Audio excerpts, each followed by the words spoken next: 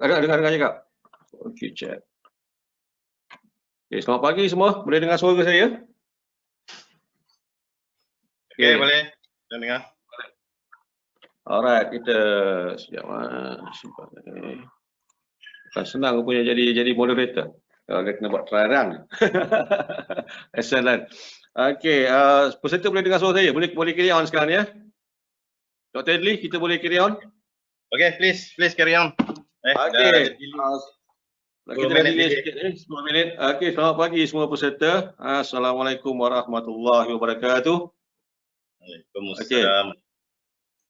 Okey, pertama sekali saya ucapkan banyak terima kasih kepada pihak MPC yang mengendalikan program pada hari ini. Khusus pada Ketua Pengarah MPC yang berhormat Datuk Abdul Latif bin Haji Isman, Encik Rosmi, Puan Suzana dan juga semua kaki tangan MPC dan semua para peserta yang dihormati. Okey, untuk program hari ini secara ringkas saya akan bagi sedikit taklimat tentang latar belakang speaker kita. Nama beliau Dr. Adli Ferdin Ramli. So, beliau merupakan seorang pengarah, adalah pengarah syarikat EFR Certification yang Berhad, Fellow Industrial Engineering Operation Management Society United States. Beliau juga aktif sebagai perunding, penilai dan juga juru audit untuk pelbagai sistem pengurusan antara termasuk kecemerlangan perniagaan, juru audit IATF untuk otomotif, IATF 16949, ISO 9001, ISO 14000 dan juga ISO 45001. Saya rasa ni semua biasa dengan standard ni. So antara pencapaian beliau, beliau telah pernah menerima anugerah sebelum ini, IEOM Distinguished Industry Awards, IEOM Industry Solution Awards, Productivity Specialist dan juga Productivity Champion, itu antara pencapaian beliau.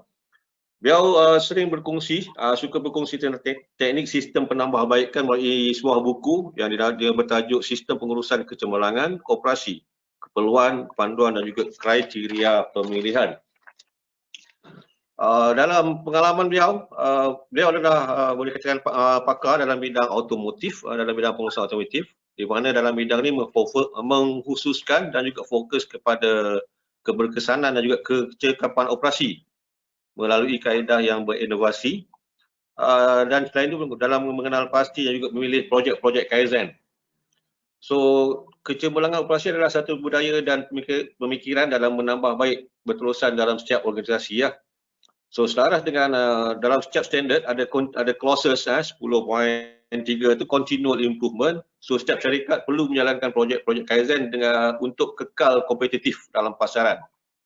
So, dalam webinar siri yang kedua ini adalah berkaitan teknik ideal, iaitu teknik yang sistematik untuk menyelaraikan projek penambahbaikan operasi dari pelbagai sudut. So, dalam sesi kita pada hari ini akan diterangkan teknik diagnosis untuk mengenal pasti projek, menilai memilih idea yang sesuai berdasarkan program-program yang telah dirangka dalam siri 1 yang telah dibincangkan sebelum ini sampai dalam bulan Mei. Okey, so untuk seterusnya, tanpa melengahkan masa, saya serahkan kepada speaker kita. Dipersilakan Dr. Adli Ramli. Dijemput. Okey, terima kasih Izam.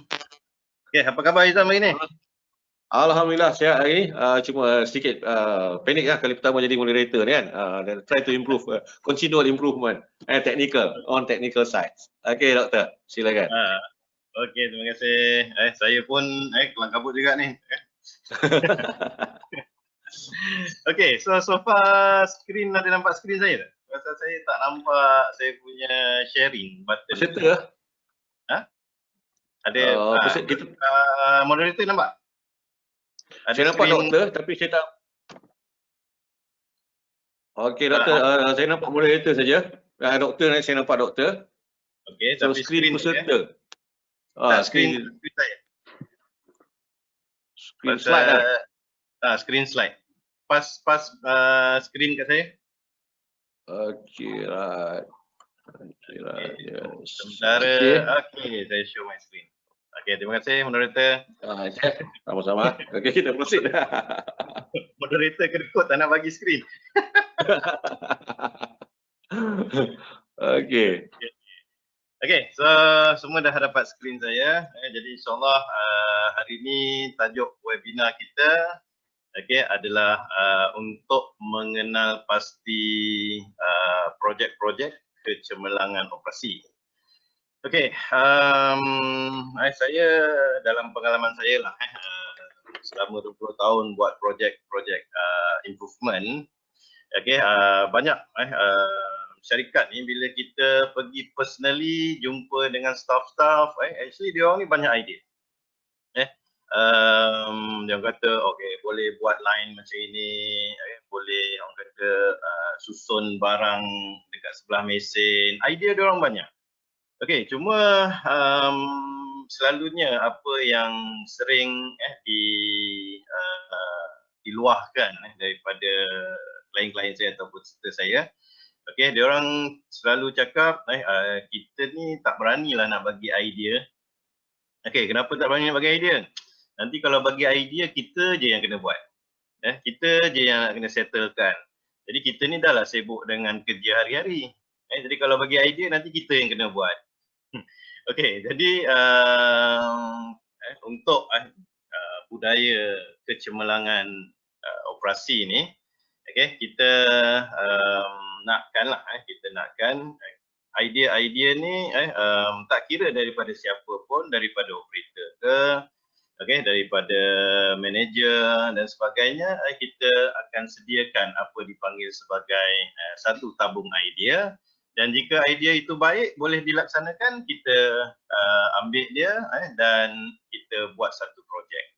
Okey, jadi dalam siri yang kedua ni, okey, so macam mana kita nak dapatkan idea ni dengan lebih berstruktur, dengan lebih berstruktur.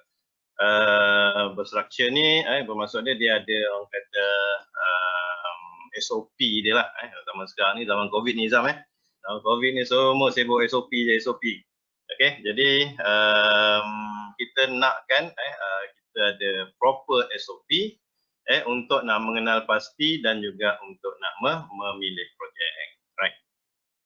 Okay, jadi kita ada 3 section di dalam sesi pada hari ini. Okey, di mana yang pertamanya kita akan pergi kepada introduction terlebih dahulu tentang tajuk besar ni lah. Okey, so tajuk besar ni basically kita okey, so kita boleh tengok dekat sini iaitu Operational Excellence, Determine and Select Project. Okey, itu kita punya tajuk yang besar dia. Okey, dalam section yang kedua nanti kita akan masuk kepada bab untuk nak mengenal pasti. Okey, ini tajuk yang kedua. Okey, dan section yang ketiga sebelum kita habis, insyaAllah kita akan cuba habis dalam sebelum pukul 1, iaitu untuk pemilihan projek. Okey, dan sekarang ni MPC pun sebenarnya dia orang tengah sibuk tentang mini convention untuk Team Excellence. Okay, so dalam Team Excellence, kalau kita ada masuk pertandingan Team Excellence pun, kita ada sistem permakahan untuk pemilihan projek. Jadi kalau kita ada sistem yang betul, struktur yang betul, okay, jadi sebenarnya kita lebih mudah lah untuk dapat full mark untuk bahagian pemilihan projek. Okay, jadi untuk Operational Excellence ni, of course lah satu, yang pertama lah, yang pertama ialah kita nak pilih projek untuk ada pembudayaan penambahbaikan di tempat kerja. Itu yang pertama. Okey, itu yang pertama. Yang kedua, selain daripada itu dalam siri-siri pembudayaan, okey, so basically kita nakkan juga apa yang kita panggil sebagai projek-projek yang boleh dipertandingkan. Kita boleh masuk competition untuk kita nak untuk kita nak kongsi kepada orang lain lah. Okey, jadi untuk kita masuk ke dalam section yang pertama ini. Okey, yang pertama kita akan pergi kepada okey, hilang pula slide. Okay, so kita akan pergi kepada sinonim lah untuk operation project. Okay, jadi untuk Operational Excellence Project ni adalah satu projek ataupun lebih daripada satu projek lah, projek yang support untuk improvement culture. Okay, dan projek-projek ni ada macam-macam nama antara sinonim-sinonim yang biasanya lah. Okay, yang biasanya digunakan adalah problem solving lah, problem solving teknik. Okay, so biasanya problem solving teknik ni dia tidak formal, okay, dan kadang-kadang jarang dipertandingkan. Cuma kalau kita pergi kepada yang kedua ni, contohnya ICC project. Okay, so ICC project ni dia biasanya dah jadi lebih formal, okay, dan dia biasanya boleh dibawa ke tengah lah. Contohnya kita boleh masuk ke ICC convention, ada international convention dan sebagainya. Okay, ada juga yang panggil operational excellence project ni. Ini semua benda yang sama je sebenarnya. Okay, cuma dia duduk dalam apa yang dipanggil sebagai sistem ataupun platform yang berbeza lah. Okay, macam contoh hari ini kita pakai platform GoTo. Okay, so ada juga platform yang kita panggil sebagai ICC, platform Team Excellent dan berbagai-bagai platform. Okay, Team Excellent, kemudian biasanya kalau Lean Workshop ni kita di Malaysia, MPC biasanya promote bila kita dah buat Lean Workshop, kita dah ada projek, kemudian projek ni kita rasa bagus, kita biasanya akan jadikan dia sebagai Team Excellent project. Macam hari ini MPC ada mini convention untuk Team Excellent. Jadi Lean Workshop, Lean project ni boleh dipertandingkan. Okey, dan biasanya kalau Six Sigma project ni pula dia biasanya kita masukkan ke dalam ICC project lah. Okay, ICC project kerana dia lebih detail. Dia lebih detail kepada projek-projek yang kalau dalam siri saya sebelum ni, saya panggil dia Kaikake project lah. Kaikake project. Dan biasanya Lean Workshop ni kita panggil dia Kaizen event. Kaizen event. Okay. Jadi ni semua ni adalah platform yang sama. So jangan risau. Okay, cuma sekarang ni bila kita dah kenal pasti kita punya projek. Okay, so kita nak gunakan platform yang mana. Contohnya kalau kita project lead, project nak reduce waste contohnya. So biasanya kita akan recommend platform buat Lean Workshop. Lepas tu if we want to present externally, masuk ke Team Excellent Project. Okay, dan yang seterusnya dari segi Six Sigma, so kita boleh present di ICC project. Okay, jadi itu sedikit sebanyak tentang Project Operational Excellence. Namanya agak meluas besar, tetapi tujuan dia ialah kita nak ensure kita punya penambahbaikan kita ni ada platform. Macam UiTM, saya difahamkan ada peserta kat sini, Puan Rusalviah, dia cakap di UiTM ada buat Operational Excellence punya competition. Pemenang dia civil, fakulti civil yang menang. Jadi sebenarnya dia platform ni sama, Operational Excellence ni, dia boleh pakai apa-apa juga platform untuk implement. Okay, jadi untuk kita move on kepada slide yang seterusnya. Okay, the main output untuk sesi webinar kita pada hari ini ialah organisasi kita nakkanlah ada apa yang kita panggil dia come out dengan apa yang kita panggil sebagai sebagai project box ataupun kita panggil dia sebagai idea bank. Okay, macam dalam pengenalan saya tadi, saya kata banyak peserta ni dia ada idea tetapi dia tak nak bagi idea tu, kerana yang pertama dia orang akan jadi lebih sibuk. Bila dia orang bagi idea, dia orang jadi sibuk. Dia orang kena buat idea tersebut. Jadi untuk nak elakkan perkara tersebut, jadi yang pertamanya setiap organisasi yang ada sistem operational excellence ataupun kecermanan operasi ni seeloknya ada idea bank lah ataupun project box. Jadi semua idea-idea ni semua boleh dimasukkan ke dalam box. tak kira daripada siapa pun. Okay, cuma bila nak dilancarkan ataupun nak dibuat improvement, nanti barulah kita assign pasukan-pasukan yang berkaitan lah untuk nak membuat projek tersebut, di mana kita akan pergi kepada langkah yang kedua. Okay, di mana yang kedua ni kita akan pilih projek. Jadi kita pilih projek yang boleh memberi impact kepada organisasi, dan selalunya saya bila pergi ke tempat klien, saya akan pujuk syarikat-syarikat. So bila buat projek ni, yang pertamanya kita kata projek kita ni memudahkan kerja kita. Projek kita ni dapat dapat menambah output kita. Dulu kita mungkin struggle nak dapatkan output, tapi dengan ada projek-projek ni kita boleh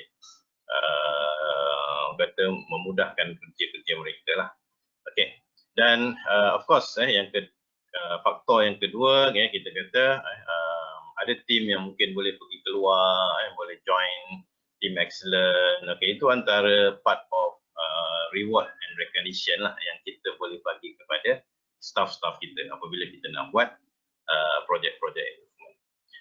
Jadi biasanya output untuk projek-projek yang telah terpilih, satu teknik yang biasanya diguna, for those yang dah biasa dengan Six Sigma, ataupun pernah buat program-program Lean dengan MPC sebelum ni, so biasanya projek-projek yang terpilih ni kita akan buat satu agreement lah, satu detail yang dipanggil sebagai project charter. Dan project charter, konsep project charter ni pun dah lama lah. Saya masuk buat Six Sigma tahun 2000 dulu pun kita dah start dengan project charter. Cuma Lean ni agak baru jugalah, lebih kurang 10 tahun lepas baru kita nampak project Lean pun kita boleh buat project charter. Alright. Jadi senang cerita, dia adalah satu proses apa yang kita panggil sebagai funneling. Dan dalam proses funneling ini, kita asalnya kita ada banyak idea-idea penambahbaikan. So contoh-contoh idea penambahbaikan, macam mana nak macam contohnya lah dalam productivity issue, ialah kita nakkan tambah output contohnya. Productivity issue kita nak tambah output, tu yang pertama. So macam mana nak tambah output? Jadi kita nak kena kurangkan pembaziran. Itu biasanya project Lean, kita ada waste reduction lah. So bila ada waste reduction ni, basically kita dapat mengurangkan pembaziran dengan projek-projek yang kita akan laksanakan nanti. Jadi idea-idea tak kira lah dari segi kalau kita ambil productivity issue adalah idea-idea untuk nak tambah output dan nak mengurangkan pembaziran. Kemudian kita pergi kepada quality issue contohnya. So biasanya quality issue ni rejection, scrap dan sebagainya. Jadi biasanya kita galakkanlah juga untuk dia orang bagi idea lah macam mana nak kurangkan. So macam mana nak kurangkan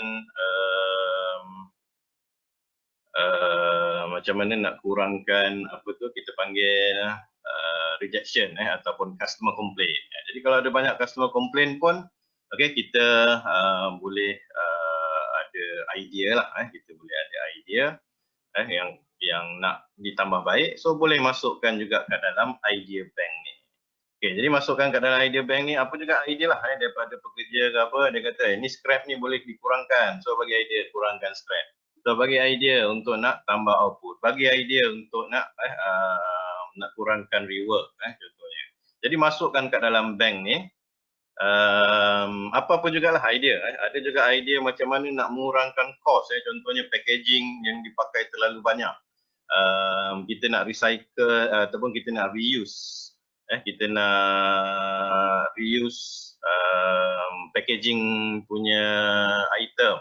Pasal itu pun dapat mengurangkan kos. Jadi kita galakkan semua juga idea-idea daripada pekerja masukkan ke dalam idea bank ni. Okey, jadi organisasi yang pertamanya lah perlukan apa dipanggil SOP lah untuk idea bank ni. Okey. Jadi biasanya company pun kadang-kadang ada apa yang kita panggil sebagai suggestion. Jadi boleh juga gunakan teknik suggestion tersebut. Okey, ataupun boleh gunakan morning meeting untuk nak dapatkan suggestion. Dan juga apa-apa jugalah teknik yang lain yang sedia ada, okey, boleh kita gunakan. Alright.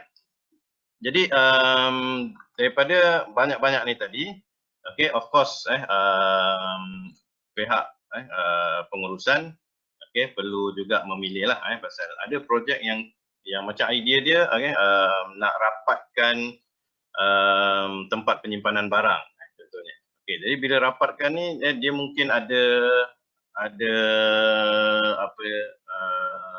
ada kaitan dengan idea yang lain. Jadi mungkin idea tadi kita perlu combinekan baru kita selected. So dia dah jadi combination.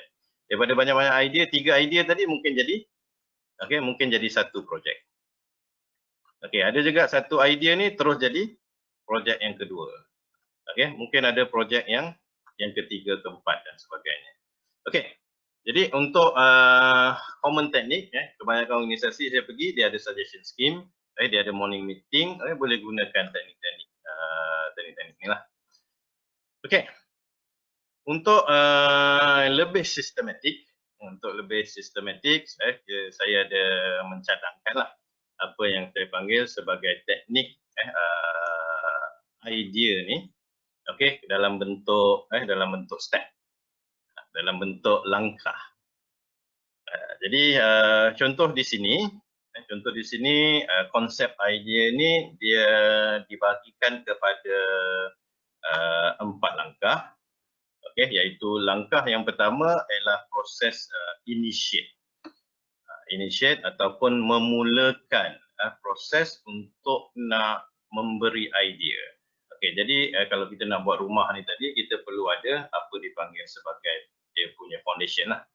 Jadi initiate ni adalah foundation untuk idea-idea daripada staff dan sebagainya untuk dimasukkan ke dalam tabung idea, project box ataupun idea bank tadi lah. Okey, itu step yang pertama atau langkah yang pertama. Okey, langkah yang kedua adalah proses diagnose. Di mana yang ni dia boleh buat secara formal ataupun informal. Kita dah ada structure, kita dah ada foundation, kita dah bagi tahu dah dekat kita punya staff yang kita perlu tambah baik productivity, kita perlu kurangkan pembaziran. Jadi benda tu kita dah structure kan, kita nak kurangkan pembaziran, kita nak tambah baik quality.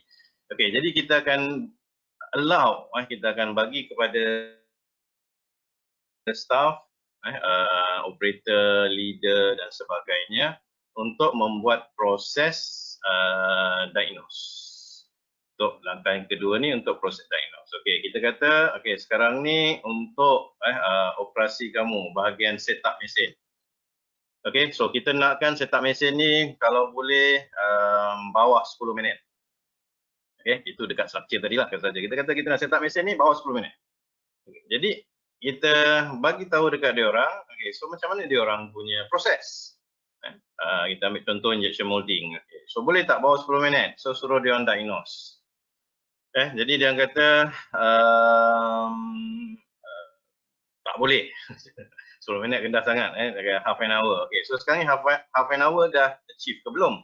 Katakan 30 minit pun tak capai lagi. Jadi bila 30 minit pun tak capai lagi, kita minta dia orang masukkan ke dalam senarai penambahbaikan ialah untuk memendekkan masa untuk setup. Mungkin sebelum ni adalah 2 jam. Jadi kita target dekat dia orang, boleh tak buat 30 minit. Jadi masuk kat dalam bank. So idea bank tadilah. Jadi idea ni pun masuk. Jadi bila masuk nanti komiti pengurusan akan pilih, akan buat proses evaluation, pilih dan akan isi charter ataupun perjanjian untuk nak buat projek penambahbaikan. Okey, jadi itulah yang saya panggil sebagai konsep idea. Jadi dalam konsep idea ini kita ada 4 step lah sebenarnya. Okey, di mana step yang pertama initiate, step yang kedua diagnose, step yang ketiga evaluate dan step yang keempat adalah action. Ataupun action ni lebih kepada kita ambil tindakan untuk nak jadikan dia sebagai projek penambahbaikan. Right. Jadi untuk section yang kedua selepas ini kita akan lebih memfokuskan kepada proses untuk nak mengenal pasti. Proses untuk nak mengenal pasti operational excellent project. Kita nak mengenal pasti operational excellent project. Okey, jadi untuk nak mengenal pasti operational excellent project ni basically kalau ikut idea punya langkah tadi, jadi idea punya langkah tadi ada 2 step lah, iaitu initiate yang pertama dan yang kedua adalah diagnose. Right, jadi sebelum saya masuk session 2, Cik Izam, moderator kita. Okey, Cik Adli ada satu soalan secara umum. Okey, untuk initiate ni, banyak industri selain daripada, boleh tak, banyakkan industri ada gunakan feedback form, complaint forms. So kaedah ni boleh letakkan dalam bank idea dia tak? Boleh. Okey, itu bagus juga pasal kami kadang-kadang dia ada suggestion scheme. Macam masa pengenalan tadi saya ada kata ramai yang takut-takut nak bagi idea. Jadi bila takut-takut nak bagi idea ni kita perlukan satu platform lah. Kita perlukan satu platform untuk idea-idea ni diberi peluang, pekerja diberi peluang untuk nak masukkan idea-ideanya dalam suggestion box. Itu adalah salah satu cara lah. Salah satu cara. Okey, dan ada banyak cara lagi dan sebaiknya caranya ada sikit structure. Nanti dalam section yang kedua ni saya akan bagi tahu apakah structure yang organisasi perlu buat sebelum kita buat suggestion scheme. Right? Okay. Is it answer my question, Izam? Okey, tu saya jelas pasal banyak industri. Kadang bila macam kita tahu tadi, bagi isu I kena settle kan. Itu yang okey, right? So good input pasal suggestion scheme, feedback form, complaint form ni antara input daripada bahagian operasi ya. Okey. So saya rasa kita boleh continue dengan section 2, Doktor. Okey, boleh. Terima kasih Izam. Okey, dalam session kedua ni adalah proses initiate dan saya recommend teknik yang lebih berstruktur, iaitu kita akan ada proses di mana teknik-teknik yang biasa lah yang kita akan gunakan, contohnya menggunakan teknik value stream map. Jadi saya akan share lah sedikit tentang value stream map. Okey, kemudian kita akan masuk kepada yang kedua, yang kedua iaitu diagnose. Jadi first initiate, second adalah diagnose. Dan akhir sekali output yang penting dekat sini adalah organisasi akan ada apa dipanggil sebagai idea box lah ataupun list of idea.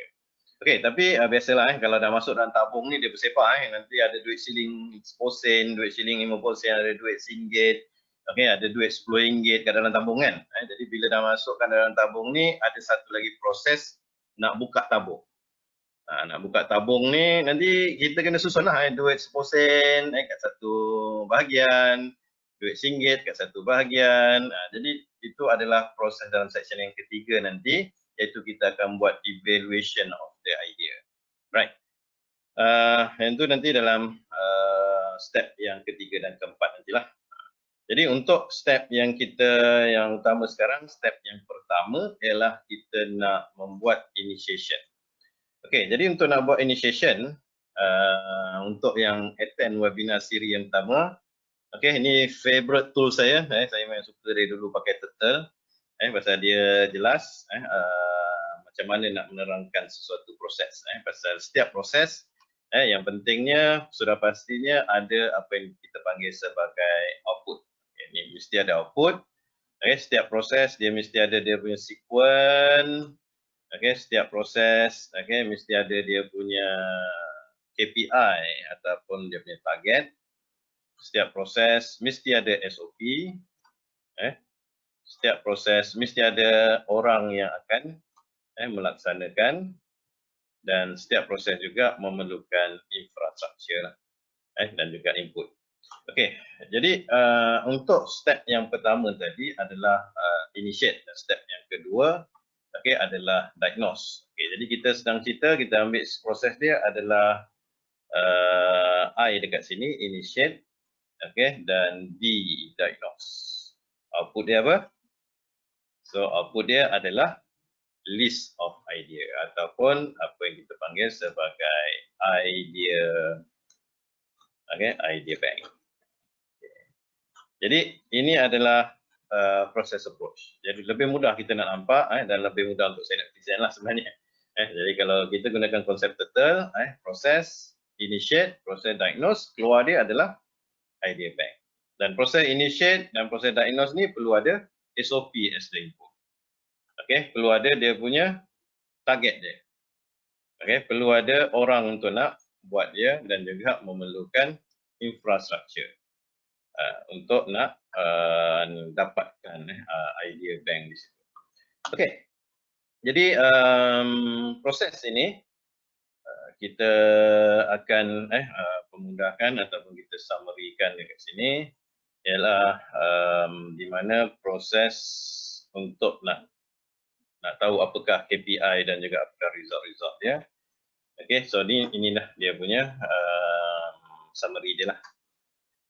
Sebenarnya proses I dan D tadi, initiate dan juga diagnose, adalah proses untuk nak determine projek. Nak kenal pasti projek. Tetapi belum pilih lagi belum pilih untuk nak dilaksanakan. Dia masih lagi dalam mengenal pasti. Jadi kita boleh panggil output dia dekat sini. Kita boleh panggil output dia dekat sini adalah list of potential project. Dan ataupun ada orang panggil dia idea bank. Untuk go to ni saya tak sempat nak go through lah untuk nak buat poll. Biasanya kalau kita buat talk webinar kalau sempat kita buat poll, berapa organisasi ada idea bank? Berapa organisasi dalam organisasi dia ada senarai potential project, ataupun project bank pun boleh jugalah kita panggil dia. Jadi kalau tak ada, kita recommend untuk organisasi buat dia punya SOP untuk nak menyenaraikan potential project.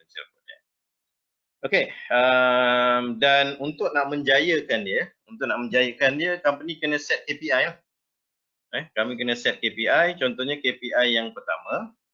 KPI yang pertama yang saya boleh bagilah dalam webinar yang simple ni, iaitu adalah number of ideas.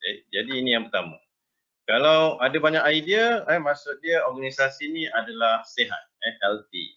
Healthy means that pekerja-pekerja, staff semua they are happy to give the idea. Tetapi kalau idea ni kita dapat setakat 1, 2, kemudian dalam idea bank tu, dalam tabung tu cerita tambah gaji, tambah allowance, tambah increment. Situ kita sendiri nampaklah ada grievance di dalam organisation. Maksud dia ada yang tak berpuas hati lah. Tapi kalau idea bank ni yang masuk suggestion yang baik dan semua are willing to give the suggestion. So means nombor 1 adalah cooperation. Maksudnya staff memang nakkan buat improvement. Nombor 2 kita boleh tengok staff motivation. So set as KPI lah untuk organisasi yang tak ada KPI untuk nak bagi idea. Saya highly recommend set KPI untuk bagi idea untuk projek penambahbaikan. Nombor 2 kita cadangkan ialah KPI untuk numbers of contributors. Okey, mungkin idea banyak, ada 20-30 idea, tetapi idea yang diberi ni oleh 2-3 orang orang yang sama. Pusing-pusing orang tu, pusing-pusing orang tu. Okey, jadi mungkin pekerja dekat situ 100 orang, tapi yang bagi idea hanya 2 orang. Means the contribution, kalau kita tukar kepada persen, is only 2% contribution of the ideas. Set as the KPI, okay, so at least to get like 30% or 50% of the contribution. Kadang-kadang situasi saya hadapi juga yang saya jumpa bila jumpa klien, dia kata kenapa tak banyak bagi idea? Kita orang dah tepu lah, dok kita dah tak tahulah macam mana, apa lagi nak buat improve ni. Maksudnya dia dah sampai level dah tak ada idea dah. Okay, jadi selalunya organisasi dia perlu ada fasa, fasa pertama, fasa kedua. Jadi training ni first. Okay, so contohnya idea macam mana nak tambah output. Okay, jadi fasa pertama nak tambah output. Nak tambah output, maksudnya kerja dia kena time has been measured properly. Okay, so all the waste has been reduced. Okay, jadi kita dah train dia orang. Okay, so sila bagi idea. Okay, jadi dekat situ kita gunakan teknik workshop untuk nak bagi idea, especially untuk organisasi yang dah tepu lah. Dah tepu ni. Number of contributors dah memang rendah. Numbers of idea pun dah makin rendah. Tahun pertama bagus. Jadi organisasi pun perlu ada perancangan ataupun strategic plan macam mana nak improve number of ideas and numbers of contributors. Okay, ini dari segi sudut pengurusan lah. Alright. Kemudian dari sudut SOP, method dan juga siapa yang perlu buat benda ni semua. Okay, di mana organisasi perlu set juga dari segi apa kita panggil who lah, siapa yang nak initiate ni. Okey, jadi selalunya dalam proses initiate kita akan recommend top management. Ada company dia ada committee untuk business excellence, steering committee untuk quality. Okey, so ada juga kalau yang embark in Six Sigma, okey, so dia ada champion, okey, dia ada black belt, dia ada green belt. Okey, so biasanya top management dia nak kena apa kita panggil sebagai set platform untuk nak bagi idea. Okey. Jadi ini adalah sedikit sebanyak tentang proses untuk nak determine OE lah secara keseluruhan. Okey, sebelum kita pecah kepada step step by step untuk nak initiate, Cik Zam, macam mana? Ada apa-apa? Alright. Okey, menarik benda ni, panjang. Okey, tadi tentang list, tadi bila kita initiate, and then dia akan diagnose. So the output kita akan ada list of ideas lah, bank idea. Jadi dalam bank idea tadi yang macam Dr. Lee beritahu ada banyak-banyak tu kan. Is there any ada macam kaedah matrix untuk kita tentukan keutamaan tu? Keutamaan projek mana yang soalan idea tu mana yang kita nak gerak dulu, so matrix mana kita ada metodologi macam mana kita nak beri keutamaan. Okey, Cik Izam memang advance kan.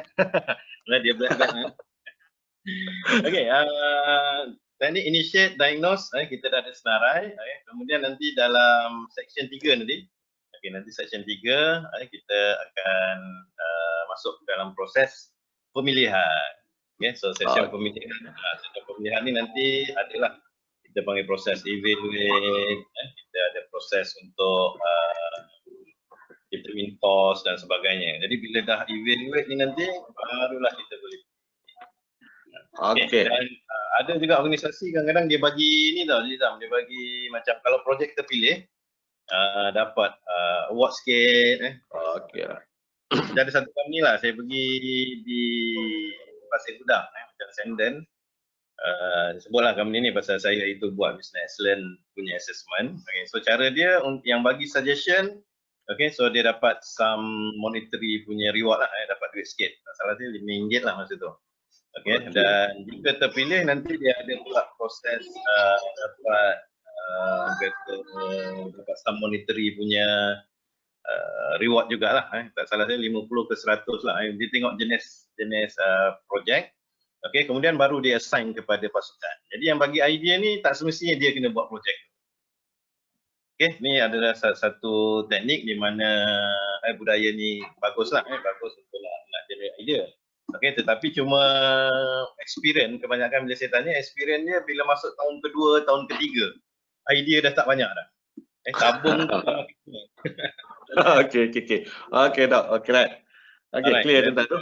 Okey. Yang tu kena bagi training lah. Okay. Jadi saya teruskan. Proses initiate. Kita proceed Okey right. Okey, untuk initiate, yang ni adalah cadangan daripada saya sendiri, daripada pengalaman saya lah. Apabila kita nak generate idea, ataupun kita nak generate list, teknik yang sebaiknya adalah kita ikut 3 step ni lah. Okay, so iaitu step yang pertama, organisasi dia perlu bahagi-bahagikan dia punya kawasan untuk operational process. Dan ni adalah part of business excellence juga. Business excellence, operational excellence, part dia organisasi dia perlu bahagikan proses. Di mana kalau kita ambil contoh daripada supply chain, daripada start, kita ada start proses penerimaan barang atau bahan. Okay, so masuk penerimaan bahan, penyediaan bahan, kemudian dia pergi kepada proses yang pertama, proses yang kedua, proses yang ketiga dan seterusnya. Okey, jadi organisasi perlu pecah-pecahkan terlebih dahulu dia punya proses. Jadi bila orang nak bagi idea, okey, jadi idea ni kita boleh terus spesifik. Oh, yang ni untuk penambahbaikan penerimaan bahan. Yang ni idea untuk proses yang kedua. Ini idea untuk proses yang ketiga. Right. Dan teknik yang saya nak kongsikan secara ringkaslah pada hari ini adalah teknik value stream map. Yang ni ringkas je, pasal cerita value stream map ni 2-3 hari juga kalau nak sampai cara nak draw value stream mapping ni. Okay, jadi saya akan sharekan teknik VSM untuk step yang pertama.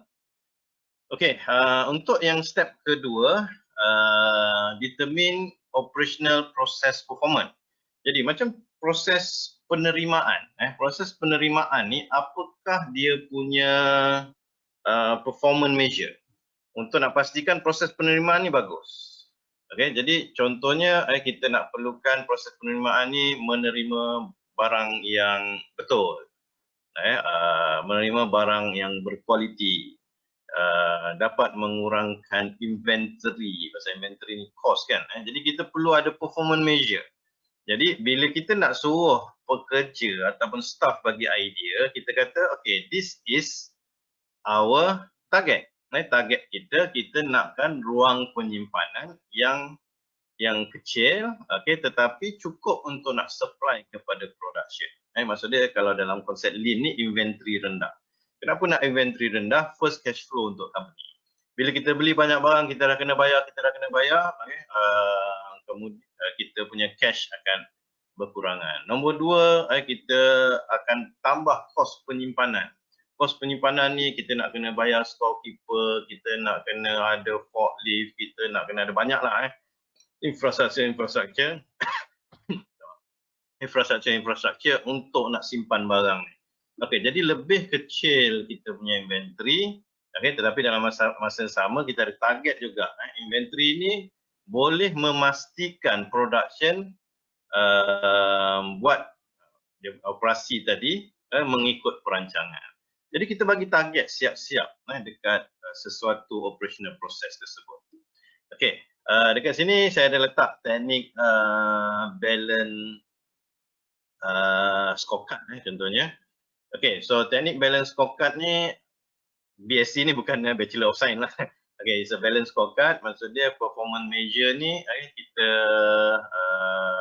ada yang dipanggil sebagai financial performance measure, kita ada customer performance measure, kita ada internal process performance measure, okay, dan juga kita ada learning and growth performance measure. Jadi setiap operational work process ni perlu ada dia punya performance measure. Okay, jadi barulah kita boleh bagi tahu dekat staff, okay, so macam mana kita nak improve kita punya performance ni. Jadi barulah idea tu mungkin akan datang. Dan yang ketiganya, step yang ketiga ni, katakanlah kita tak jelas dari segi proses yang pertama, operational process, kita improve lah kita punya VSM. Okay, bila kita improve VSM, basically bottom line tak improve lah. Maksudnya kita just lukis VSM saja. Bila lukis VSM ni, bottom line, orang kata profit dari segi waste ni tak reduce pasal kita lukis je. Jadi bila lukis saja, dia adalah lebih kepada proses untuk nak initiate improvement. Alright, jadi saya harap peserta kat sini pernah nampak lah apa tu VSM. Kalau tak pernah nampak, saya brief lah mungkin dalam 5-10 minit tentang VSM lepas ni. Okay, dan kalau company tak ada buat balance scorecard, kita recommend buat balance scorecard untuk setiap work process ni. Okay, jadi automatically kita dah ada platform. Kita dah ada tempat untuk nak bagi tahu dekat staff apakah yang perlu kita improve. Okay, jadi untuk company yang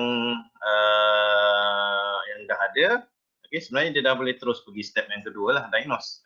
Kalau company dah ada ni, tapi boleh juga tambah baik lah. So boleh juga tambah baik VSM kita macam mana. Alright. Jadi untuk nak buat VSM ni, yang teknik yang paling saya kata yang mudah lah. Okay, sebenarnya VSM ni dia membantu, okay, dia membantu untuk kita pecahkan proses. Okay, so contoh proses yang pertama kalau kita ikut loop, okay, adalah proses di mana customer akan order kepada organisasi. Okay, kita ambil lah company ni Mak Kiah jual nasi lemak. Kita ambil Mak Kiah untuk senang faham. Okay, so Mak Kiah ni dia jual online, nasi lemak secara online. Okay, dan dia akan buat delivery pada 11 pagi. Jadi kawasan yang dia cover adalah kawasan contohnya kawasan Petaling Jaya lah, kawasan PJ, kawasan dekat MPC ni lah. Okay, jadi untuk operasi Mak Kiah, dia ada apa yang kita panggil proses permulaan. Proses permulaan adalah proses untuk nak menerima order. Okay, so ini adalah proses yang pertama. Okay, jadi proses yang pertama ni, dia nak kena pastikan lah performance bagus. Pasal apa? Nanti ada tertinggal order, nanti ada orang tak dapat, nanti ada salah kuantiti, tak dapat nasi lemak. Jadi kita bagi tahu kita kena set KPI nanti untuk order processing. Okay, yang ni mesti ada. Okay, kemudian bila order processing, company Mak Kiah ni dia dah memang lean punya company lah. Maksudnya dia gunakan konsep full system. Dia hanya akan masak nasi lemak dan menyediakan pembungkusan mengikut order tadi. Okey, jadi dia akan membuat proses planning dan juga scheduling. Okey, jadi bila dia nak buat planning, okey, esok nak masak berapa? Okey, ada order 500 bungkus. Okey, ni untuk nak masak ni planning scheduling untuk nak masak. Masak ni dia akan masuk pada work process lah. Tetapi planning scheduling ni juga ada juga untuk nak plan nak hantar esok. Okey. Tiba-tiba order ni kawasan dia jauh-jauh lah Walaupun dia order punya kawasan PJ tetapi dia ada yang section 14, section 1, section 3, section 4. Okey, jadi planning scheduling dia kena plan dua perkara. Okey, so dia kena plan dua perkara iaitu dia akan plan untuk proses memasak. Ada tiga. Okey, dia proses untuk pengantaran, proses pengantaran. Kemudian dia ada proses untuk pembelian. Jadi ni pun menentukan operasi juga dan proses ni pun perlu ada KPI. Jadi organisasi pecahkan dulu. Okey, ni improvement untuk apa? Improvement untuk proses order. Ni improvement untuk apa? Improvement idea untuk planning dan scheduling.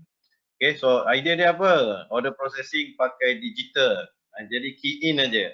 Jadi contohnya customer terus masuk dekat apps, masuk berapa order, contohnya dia masuk berapa order, terus masuk key in dekat dalam schedule. Jadi proses tadi dah tak susah. Sebelum ni mungkin dia gunakan manual.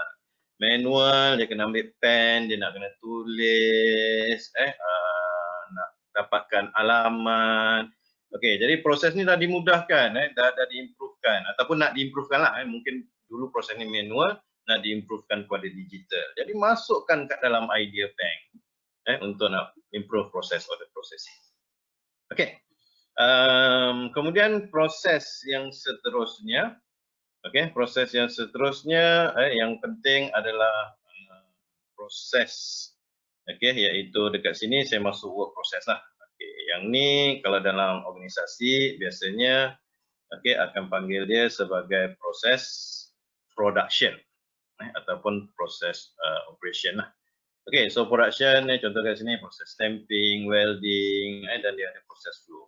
Dan setiap proses ni pun perlu ada dia punya KPI ataupun performance measure masing-masing. Kemudian kita ada proses input punya supply chain. Input ni termasuk kalau saya masukkan dekat sini, dia termasuk purchasing process, termasuk penerimaan barang. Kalau nasi lemak tadi, contohnya dia nak akan beli beras, dia nak beli lada, dia nak beli gula, nak beli apa jugalah. Jadi dia akan proses membeli. Kemudian bila beli, dia bawa masuk, dia penerimaan. Lepas bawa masuk, kita akan ada proses penyimpanan. Selepas proses penyimpanan, kita akan bagi kepada proses production. Itu proses yang keempat, dan proses yang kelima adalah proses penghantaran. Jadi setiap organisasi, sekurang-kurangnya mesti ada 5 proses ni. Kemudian daripada 5 proses, baru kita boleh tambah lagi proses-proses ni. 3.1, 3.2, 3.3, 3.4. Pasal setiap proses ni pun, kita boleh pecah-pecahkan lagi lah. Proses penyediaan bahan, proses memasak. Ni cerita nasi lemak lah. Contohnya penyediaan bahan. Kalau yang dah dekat tengah hari lapar ni, minta maaf lah. Alright, jadi kita just bagi simple example, proses ni memasak, proses pembungkusan contohnya. Dan kemudian proses penghantaran. Jadi organisasi dalam proses initiate, yang pertama mesti ada VSM. Dan VSM dia dah siap-siap pecahkan proses-proses tersebut. Jadi harap semua dapat apa yang saya masukkan berkaitan dengan value statement. Alright, untuk nak tahu maklumat lanjut tentang VSM yang pernah buat, bagus. Untuk yang tak pernah buat, boleh Google. Dan ada satu buku yang memang detail lah cerita tentang VSM, iaitu Learning to See by Rotter and Shook. Antara yang lengkap lah teknik-teknik macam mana nak melukis VSM. Tetapi untuk webinar ini simple je. Tujuan dia ialah kita nak pecah-pecahkan proses. Dalam kategori business excellence pun dia ada proses. Have you how you identify your work process? We identify through value statement. Kemudian yang seterusnya, setiap proses tadi, kita recommend. Ini pun cadangan juga. Kita cadangkan juga untuk ada apa yang kita panggil performance criteria. Kalau balance scorecard, ni kita ada 4. So kita ada 4 kriteria yang utama. So contohnya yang berkaitan dengan financial, berkaitan dengan customer, berkaitan dengan operation, 3, dan juga learning and growth. Jadi sebenarnya kita boleh cuba fikirkan setiap work process yang kita dah kenal pasti tadi. Tadi kita ambil contoh store, store penerimaan bahan untuk makian. Dia beli beras, dia beli bawang, dia beli lada. Jadi pembelian tadi sudah tentunya melibatkan, melibatkan kos. Jadi dia nak tahulah ruang penyimpanan kos dia berapa, storekeeper gaji berapa, nak kena pakai forklift ke, so berapa margin, berapa barang yang rosak yang dibeli yang tak berkualiti contohnya. Okey, jadi itu antara financial criteria yang kita boleh letak untuk financial. Contoh work process adalah proses pembelian, penerimaan bahan, okey, dan penyediaan bahan. Itu untuk proses. Kemudian customer dia siapa? Okey, so customer untuk bahagian store ataupun penerimaan bahan ni kita ambil customer dalaman terlebih dahulu. Okey, customer dalaman siapa?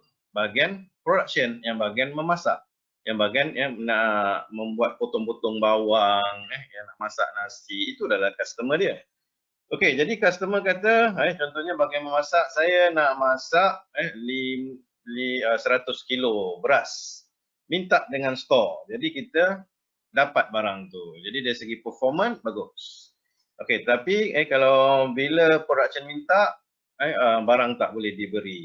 Jadi dekat sini dari segi performance untuk customer dia rendah lah dekat situ. Okey, kemudian dari segi operational. Dari segi operasi, okey, so dari segi pembaziran, dari segi kualiti, dari segi rework, dari segi masa buat kerja, okey, ini semua bahagian operational dan bahagian penerimaan barang tadi. Okey, jadi dari segi operational pula, kita ambil contohlah, kalau kita tengok masa nak menyediakan barang, okey, memerlukan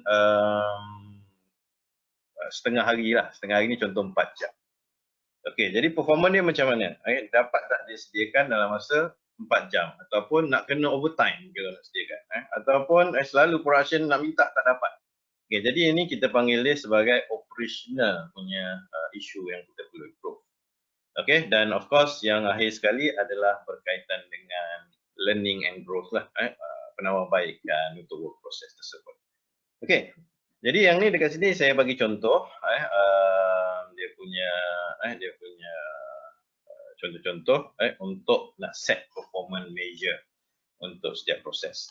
Dan di muka surat di slide sebelah ni nanti saya sharekan ni contoh-contoh lah, tak semestinya sama. Okey, tak semestinya organisasi mempunyai performance measure yang sama. Okay, so dekat sini kita contoh untuk work process. Okay, so untuk work process basically kita boleh tengok dari segi yield, scrap, complete accurate, lead time, process time, plan versus actual, inventory level. Okay, ini semua antara performance indicator yang kita boleh set. Okay, kenapa perlu ada performance indicator? Pasal senang nak bagi tahu dekat staff ni nanti. Okay, so yang mana proses-proses yang tak achieve, yang mana proses-proses yang boleh ditambah baik, yang supaya staff-staff tadi boleh bagi idea masukkan ke dalam. Alright, so ini daripada 5 jenis proses ini, so ada dia punya recommended performance indicator. Okay, itu adalah proses initiate. Jadi Cik Zam, macam mana Cik Zam? Ada feedback ke daripada? Okay, so far so good nampaknya semua peserta. Mereka khusyuk Jadi selalu faham. Khusyuk. Semua tak ada soalan dari mereka setakat ni. So kita boleh proceed ke next slide, Doktor. Boleh. Saya basahkan tekak je. Okay, right. Okay, proceed. Kopi sedap Jadi kalau betul-betul kita off video ni tengah minum. Ya. Alhamdulillah sekarang kita ada 27 peserta. Okay, right. Alright. So, okay. Jadi untuk initiate kita dah lengkap. Jadi saya summary-kan lah. Proses untuk initiate ni organisasi pertamanya dia sediakan platform initiate ni, iaitu dia perlu ada work process. Dah identify dah bagi-bagi dia punya related work process. Okay. Jadi kalau tak ada, that is opportunity lah untuk company untuk buat value stream map. Itu saya punya recommendation. Kalau company nak buat cara lain pun boleh juga. Ada yang company dia kata dia dah buat octopus diagram. Ini untuk company otomotif lah. Okay, that's good. Octopus diagram is also good. Ada yang gunakan turtle diagram. Okay, ada yang dah bagi-bagi dia punya proses kepada core proses. Ada yang dah bagi-bagi kepada support proses, quality improvement proses dan sebagainya. Okay, so that is a good start, means all the process has been categorized. Okay, biasanya company yang ada ISO dah ada lah benda ni. Cuma biasanya company yang ada ISO tak semestinya dah ada BSM. Tapi biasanya company kalau dah pernah buat lean, biasanya ada value stream. Right. Okay, jadi dah identify dia punya work process. Okay, setiap work process ni nak perlu ada performance criteria ataupun performance measure. Saya selalu ingat guru saya pernah cakap, okay, we cannot improve what we cannot measure. Kita tak boleh nak tambah baik apa yang kita tidak ukur. Pasal kita tak tahu kita kat mana. Kita ni dah okey ke, dah bagus sangat ke? Jadi kita perlu ada satu performance measure untuk kita ukur supaya kita tahu that is the improvement opportunity. Masukkan dalam idea map. Okay, so that is the opportunity yang kita boleh buat. Okay, jadi kita masuk kepada diagnosis proses. Okay, iaitu langkah yang kedua lah dalam proses pengenalpastian projek-projek penambahbaikan. Okay, jadi yang ni company biasanya dia ada berbagai teknik. Okay, so dia ada berbagai teknik di mana ada company yang dia akan adakan satu sesi khas event di mana dia akan ada proses walkthrough. Dia akan ajak tim, okay, kita jalan dekat kita punya line, kita jalan dekat store kita, kita jalan dekat mesin kita, kita buat walkthrough proses. Tapi biasanya saya akan recommend sebelum nak walkthrough ni, sebelum nak pergi walkthrough ni, okay, saya recommend measure dulu performance. Okay, so kalau ada cycle time, kalau ada dia punya lead time, scrap rate, quality, move distance dan sebagainya. Okay, so measure terlebih dahulu. Pasal yang kita tak confirm, yang tak tahu tu nanti barulah kita akan pergi ke line untuk confirmkan. Kenapa dia punya proses panjang sangat? Tentulah lead time ni panjang sangat. Okay, jadi kita pergi dengan staff semua pergi dekat proses tersebut. Oh, patutlah panjang ada proses wrapping. Oh, patutlah proses panjang kena ada panjat. Oh, dan sebagainya, banyak oh lah lepas tu. Okay, so bila kita dah confirm, kita akan kalau kita gunakan value stream map, kita boleh buat apa yang dipanggil sebagai Kaizen burst. Okay, saya akan tunjukkan contoh-contohnya secara ringkas lah pasal ni buat bina 2 jam je. Okay, so macam mana kita nak set Kaizen burst. Okay, so untuk kita nak measure performance, okay, so selalunya dalam value stream map, okay, so dalam value stream map ni biasanya dia ada bahagian belah bawah. Okay, so untuk proses work process, kita ada performance measure punya box. So biasanya bawah ni ada performance measure. Okay, jadi proses dia dekat sini biasanya kita akan tengok berapa dia punya cycle time. Okay, so berapa dia punya OEE, overall equipment effectiveness. Okay, berapa dia punya rejection, percent of rejection. Okay, so berapa dia punya orang kata downtime of machine. Jadi dekat sini ada proses performance dia. Okay. Jadi untuk yang company dah ada value stream map, jadi biasanya setiap proses ni dah ada performance measure. Okay, so isikan bahagian ni. Isikan bahagian ni. Okay, dulu ada yang tanyalah, berapa kerap saya nak isi ni dok? Okay, saya kata untuk nak kenal pasti projek, masa tu nak kena start isi lah. Berapa kali kena pasti projek dalam setahun? Saya tanya balik lah. Dia orang kata kita nak buat proses pengenal pasti projek ni setiap quarter. Maksud dia setiap 3 bulan lah. Jadi saya kata setiap 3 bulan kena update lah bahagian performance measure box. So bahagian performance measure box ni nak kena update setiap 3 bulan. Okay, ada company kata, company saya kecil je lah dok. Buat setahun sekali boleh tak? Okay, tak apa, boleh. Janji orang kata ada culture untuk buat improvement tu. setahun sekali boleh, 6 bulan sekali pun boleh, just update dia punya performance measure kat sini. Okay. Cuma bila company buat value stream map ni, tadi saya kata ada 5 kategori proses. Okay, company ni biasa dia terlupa performance measure dekat order processing. So apa dia punya performance dia dekat sini? Dia akan isi juga. Okay, performance untuk scheduling. Sebab tu dia planner ni dia biasa relax sikit bila kata nak buat Kaizen je semua ingat dekat sini je dekat proses je. Jadi planner dia relax je. Actually Kaizen pun boleh dibuat di bahagian planning. Kaizen pun boleh dibuat di bahagian order processing. Kaizen boleh buat di store. Jadi semua ni performance measure, cuma value stream map ni ada sikit kelemahan. Okay, di mana dia tak ada kotak lah untuk kita nak isi untuk performance measure untuk order processing, kotak untuk store. Okay, tapi sedikit sebanyak sebenarnya ada triangle, ada simbol-simbol lah yang kita boleh nampak dekat value stream map sama ada proses kita, performance dia adalah bagus ataupun tidak. Okay, jadi measure performance.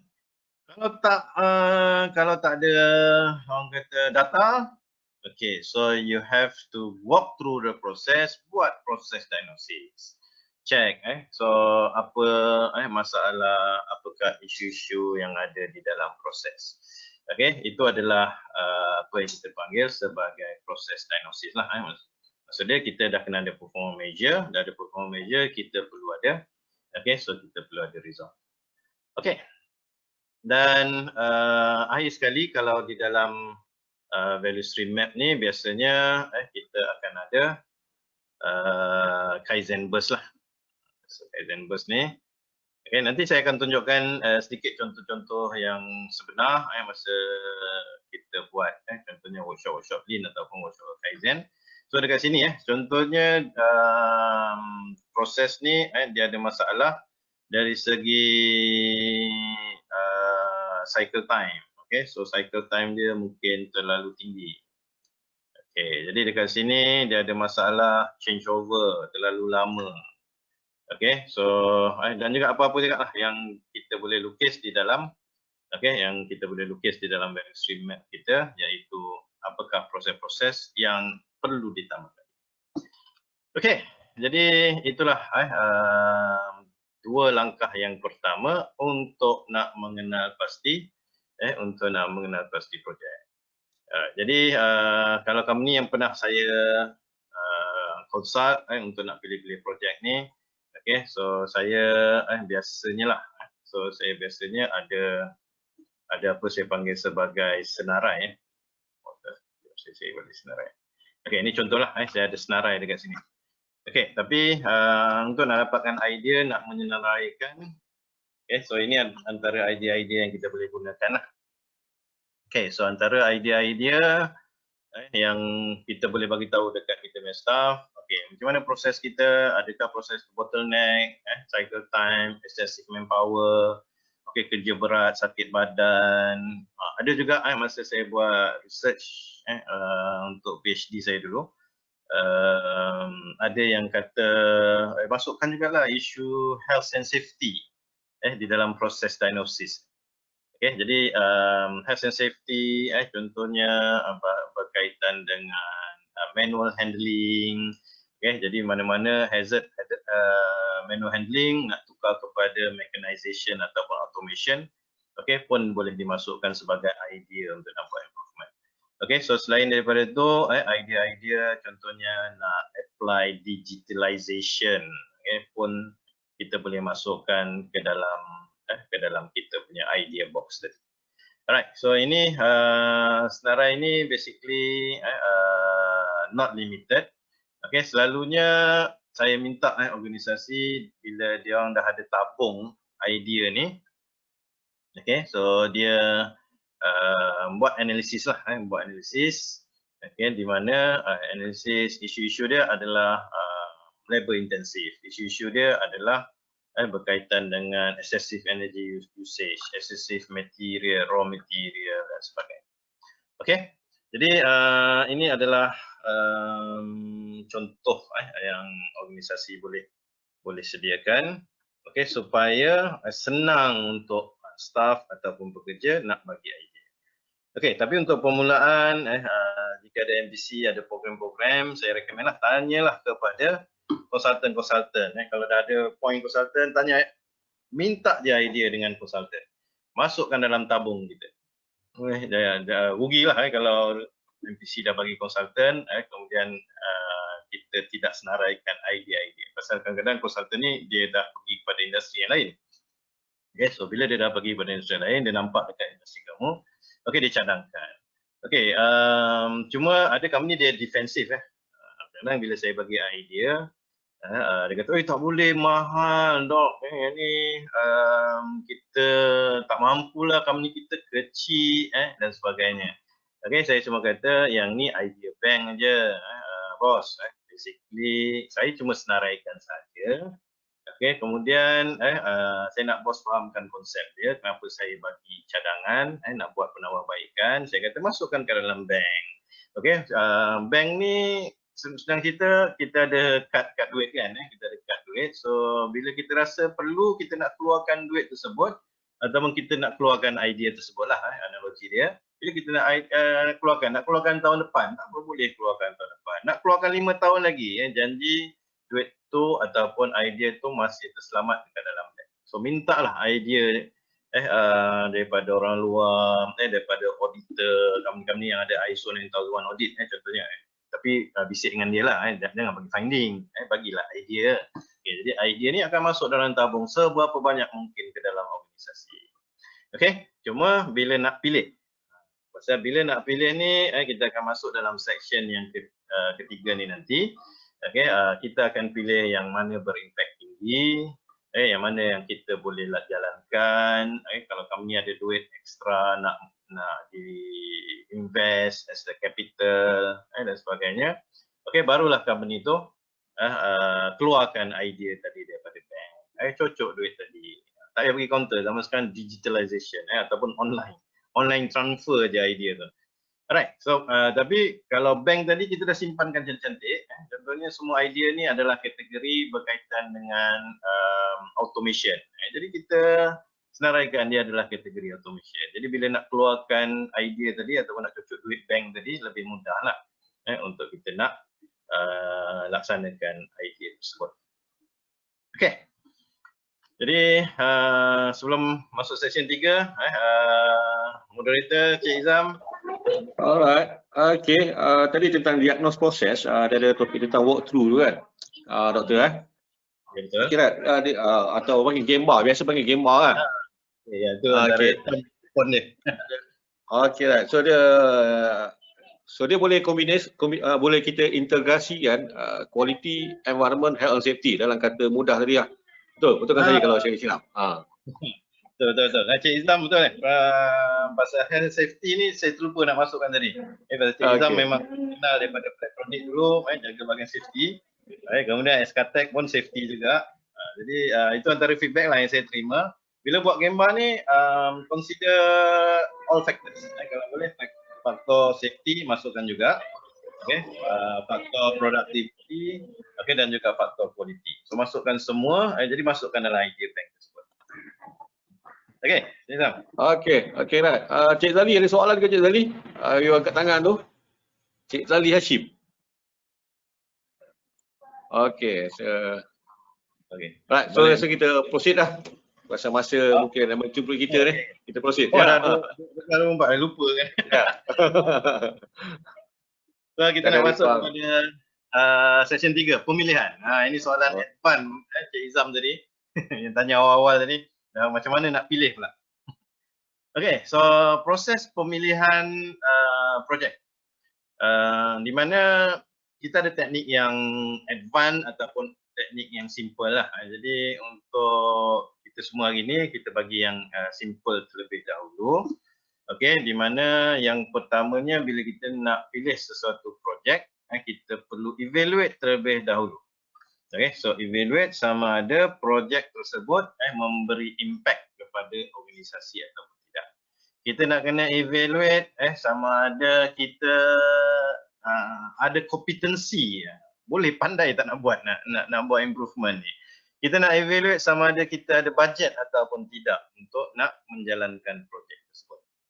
Okay, Jadi untuk setiap proses, okey, output untuk project selection ni, katakan company dia dah decide lah KPI, setahun plan nak buat 4 projek.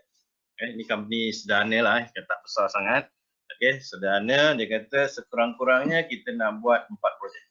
Okey, jadi tadi idea tadi mungkin ada 40 idea, daripada 40 idea ni mungkin dari combine, okay, dia actually ada lebih kurang 20 idea. Pasal ada idea tu yang kita boleh combine. Dia kata nak dekatkan rak. Okey, kemudian nak dekatkan mesin. Jadi bila kita tengok idea tu mungkin dalam satu tema. Okey, iaitu to reduce the movement or to reduce the cycle time. Tapi ada 3-4 idea yang dah dibagi tadi. Jadi kita combinekan semua ke dalam satu projek. Okey, jadi biasanya projek ni kita panggil dia, kalau dalam sesi webinar sebelum ni kita panggil dia Kaizen event. Kalau ingat lagi, Kaizen event.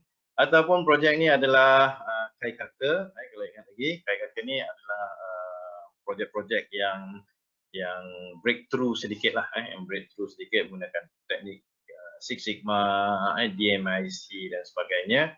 Okey, dan kita boleh juga Kakusen. Kakusen ni maksud dia kita beli mesin terus. Kita beli apps untuk order processing yang cost dia mungkin beribu-ribu.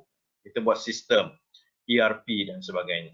Okey, jadi company boleh set dia punya target dari segi number of charter ataupun number of project in a year. Target berapa tim, okey, dan juga dia boleh set target on the benefit lah ataupun improvement. Okey, jadi dekat sini dua metodologi iaitu evaluate and action. Okey, dan siapa evaluate ni biasanya kita recommend lah ada komiti untuk nak buat. Ada komiti, dan bila komiti dah select, dia dah ambil dia punya team leader. So team leader akan buat dia punya charter ataupun perjanjian tersebut. Okey, jadi untuk kita nak jayakan kita punya proses evaluation, okey, so saya ada tips sedikit, di mana tips yang pertama, organisasi bila dia tengok projek tu dia perlu tahu dia punya kategori punca. Pasal kategori punca ni sebenarnya nanti boleh bantu kita identify alat ataupun tools untuk nak buat improvement. Kita tahu kategori punca ni kita nak gunakan Six Sigma ke, nak gunakan Lean ke, nak gunakan trade ke, 8D system dan sebagainya. Jadi first kali nak kena tahu kategori punca, dan yang kedua nak kena tahu apakah tools yang available. Okey, jadi kat sini saya ambil contoh.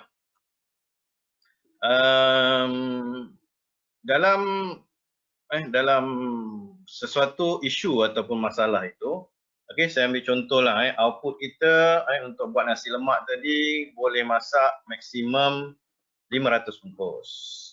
500 bungkus. Okey, iaitu mengikut kapasiti rumah kedai yang dibeli oleh Mak Piah tadi lah. Okey, tetapi untuk kita nak tambah kapasiti, okey, kepada 1,000 bungkus. Okey, jadi yang tu kita dah panggil isu tu adalah satu isu yang melibatkan proses yang memerlukan investment, proses yang memerlukan apa yang kita panggil sebagai kerja-kerja yang besar sikit lah. Macam mana nak layout balik. Jadi kita akan kategorikan dia sebagai common cost. Jadi dia punya tools yang dah ada dekat sini, kita perlu buat Kaizen event ataupun kita gunakan Kakusen, RF 4.0 dan sebagainya. Okey, tetapi ada juga isu yang contohnya bungkusan rosak. Macam Mak Kiah tadi. Okey, dia punya bungkusan bila kita buat 500 bungkus, bila hantar ada orang komplain dalam 4-5 bungkus rosak. Okey, mungkin disebabkan oleh terjatuh dan kejadian ni hanya berlaku sekali-sekala, bukan orang kata tiap-tiap hari. Okey, jadi yang tu kita kategorikan dia sebagai special course.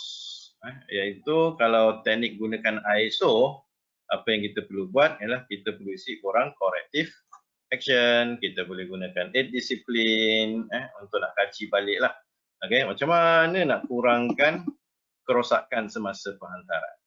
Okey, tetapi kalau kerosakan tu common bila kita hantar order, tiap-tiap hari ada je dalam 20 bungkus rosak, 20 bungkus rosak. Okey, jadi yang ni dia dah jadi sebagai common cause. Alright. Jadi kalau kita tengok dekat sini, untuk projek-projek operational excellence, quality action yang special ni saya cadangkan ni lah. Okey, kita gunakan teknik Kaizen Tian lah, teknik yang lebih mudah. Tetapi kalau yang projek-projek lebih besar, okay, kita akan gunakan Kaizen event, kita akan gunakan Kaikaka, okay, ataupun kita gunakan Kakushin. Alright, so ini dari segi common ataupun special. Okay, yang kedua adalah nak tahu dari segi kategori, kategori isu tadi. Okay, dari segi kategori isu,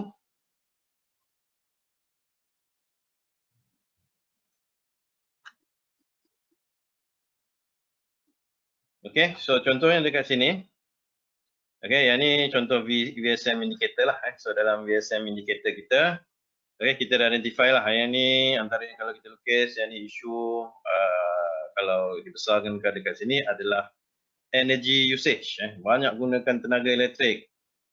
Okay, jadi idea dia nak kurangkan tenaga elektrik. Okay, kat sini inventory dia banyak sangat bersepah.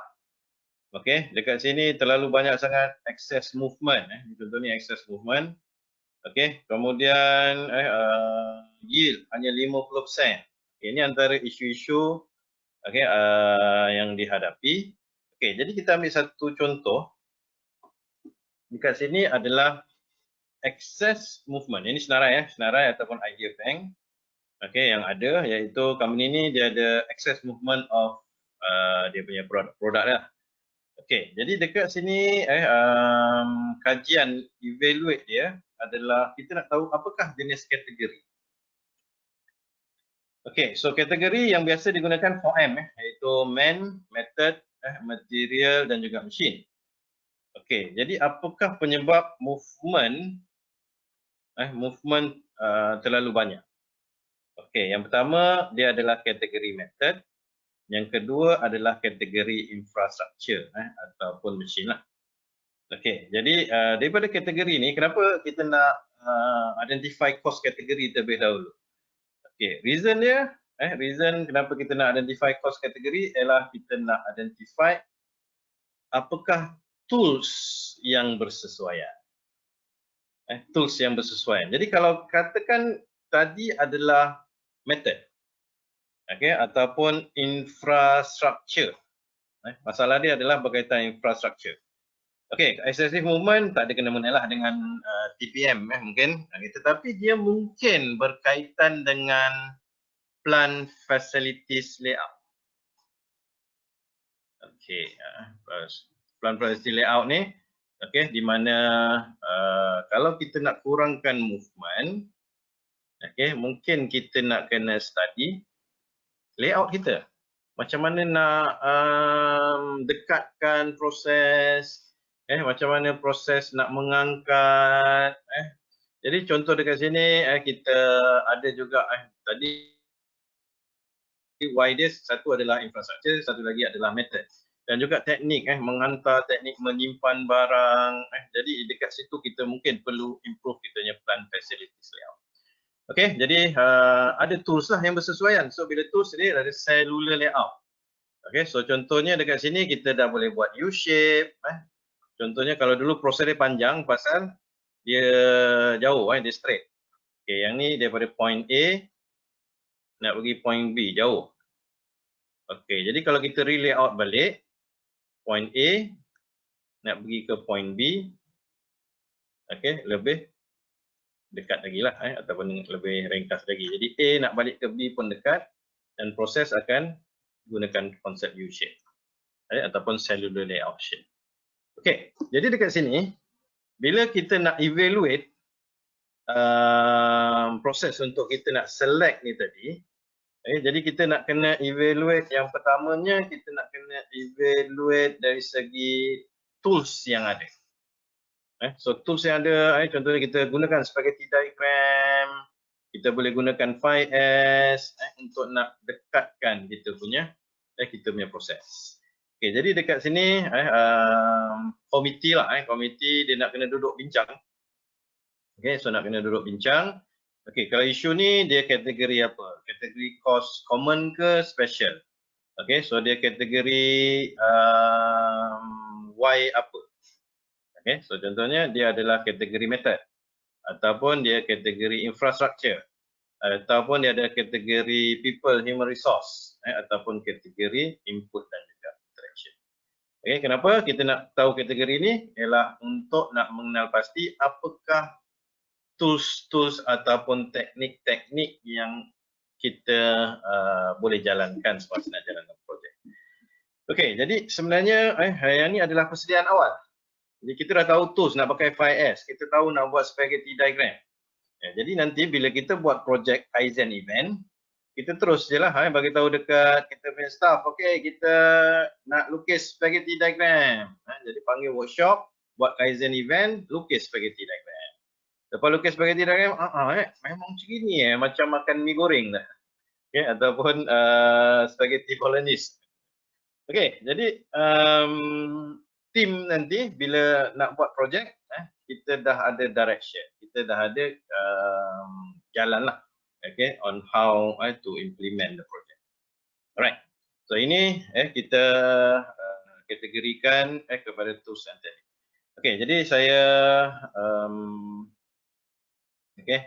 saya reverse balik. Jadi proses untuk nak evaluate ini, kita step yang pertama adalah determine cost category, kemudian determine available tools. And recommendation should be done by, committee. Alright.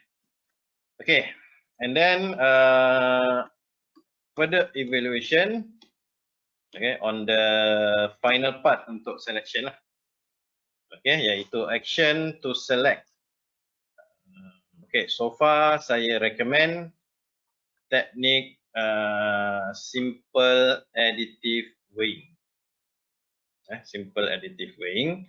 Okay, so tadi Cik Izam pun tanya lah, nak pilih projek ni macam mana?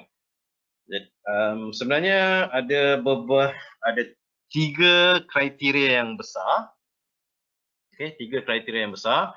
Tapi saya masukkan 2 sajalah untuk hari ini. Okay, iaitu kriteria yang pertama adalah payoff ataupun pembayaran balik lah. Bila kita buat projek ni, apakah return yang kita akan dapat? Jadi organisasi perlu meletakkan weight lah.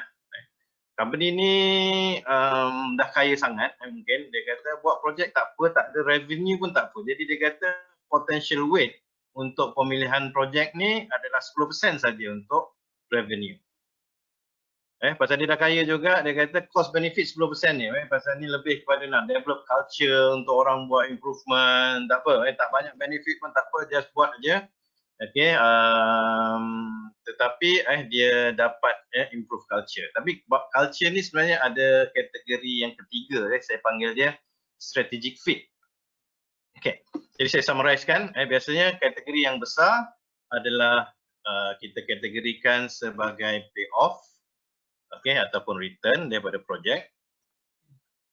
Yang kedua, okay, adalah berkaitan dengan organization fit. Organization fit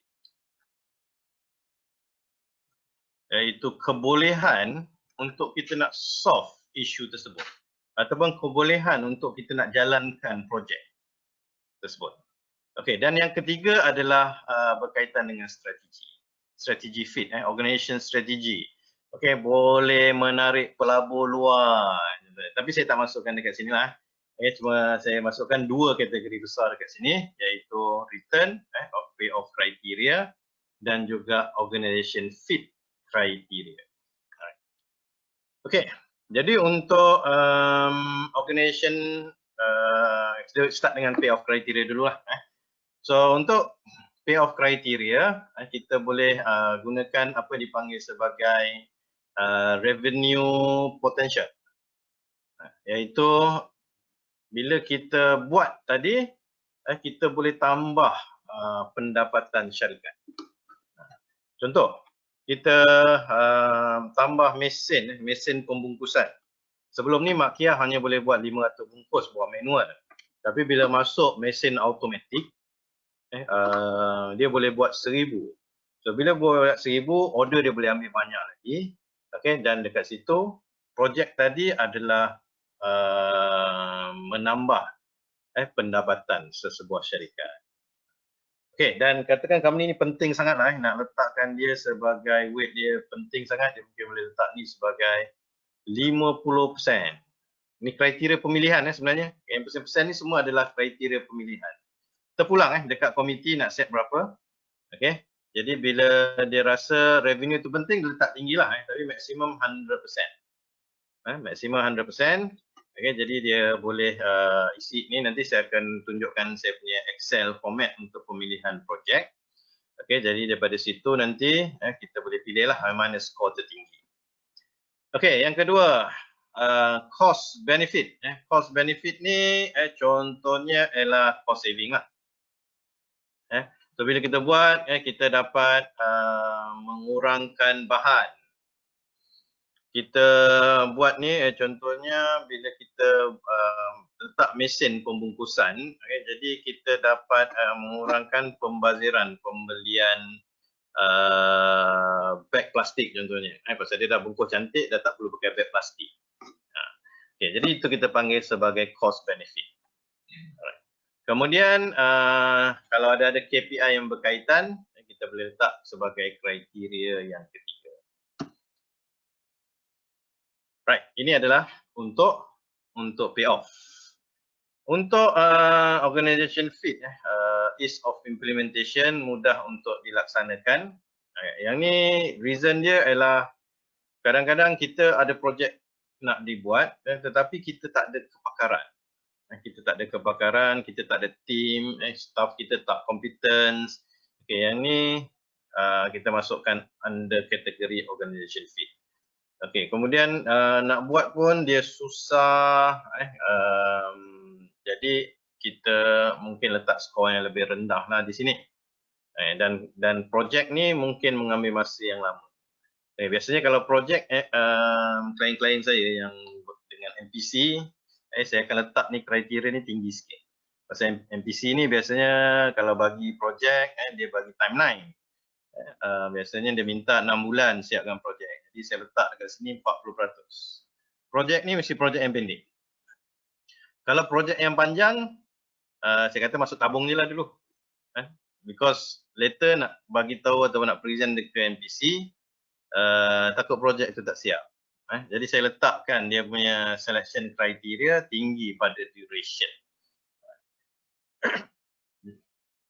Alright, seperti yang saya janjikan tadi, saya nak tunjukkan saya nak tunjukkan spreadsheet yang biasa saya gunakan untuk nak pemilihan projek. Ya, Cik Izam. Ada soalan? Kata, okay, sebelum kita proceed untuk yang Excel template tu, untuk payoff criteria dengan organization fit criteria tu, so dia weightage dia ada 3 tu kan, revenue, cost. So boleh ditambah lagi berdasarkan kepada requirement organisasi? Requirement organisasi boleh. Yang ni semua boleh ditambah. Boleh, ini cadangan lah. Cadangan 3 je kat sini. Jadi kalau nak tambah lagi boleh tambah lagi. Okay. Similar macam kita ROI juga, konsep dia bergantung kepada keperluan organisasi dia. Betul. Okay. Jadi macam ROI sebagainya boleh letak under payoff jugalah, kategori payoff. Kalau yang keperluan organisasi ni adalah organization fit. Sebenarnya ada satu lagi yang kita panggil dia strategi. Okay, lah, kita proceed pada Excel-nya. Yep. Saya tunjukkan contoh Excel untuk nak. Okay, dekat sini ada dekat slide tapi saya bukakan yang Excel lah supaya boleh nampak dengan lebih jelas.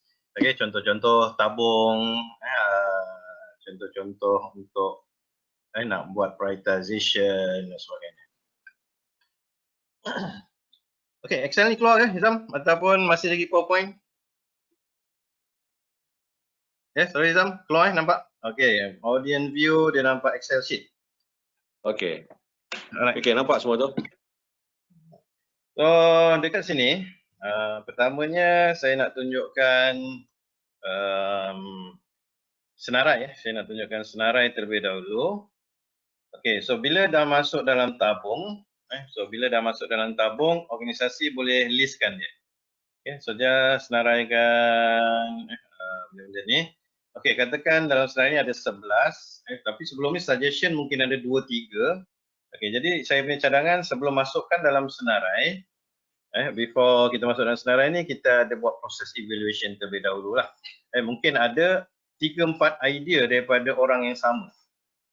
Jadi bila 3 atau 4 idea daripada orang yang berbeza, orang yang berbeza, jadi kita kategorikan, okey, yang ni adalah idea yang akan dibawa ke tengah.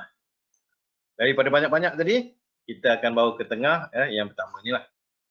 Okey, dan kemudian idea yang kita akan bawa ke tengah, idea yang kedua, idea ketiga, idea yang keempat lah. Okey, kalau tengok kat sini banyak yang berkaitan dengan lean, pasal movement, accessible manpower. Okey, tetapi ada juga environment dekat sini. Ada juga idea berkaitan environment. Ada juga idea berkaitan dengan quality, Six Sigma, iaitu proses dia 50% kena rework. Okey, so yang ni antara senarai projek. Okey, kemudian lean punya projek juga ini. Contohnya QC testing lama. Kemudian ni lean juga, distance dan sebagainya. Okey, so senarai ini kita senaraikan terlebih dahulu.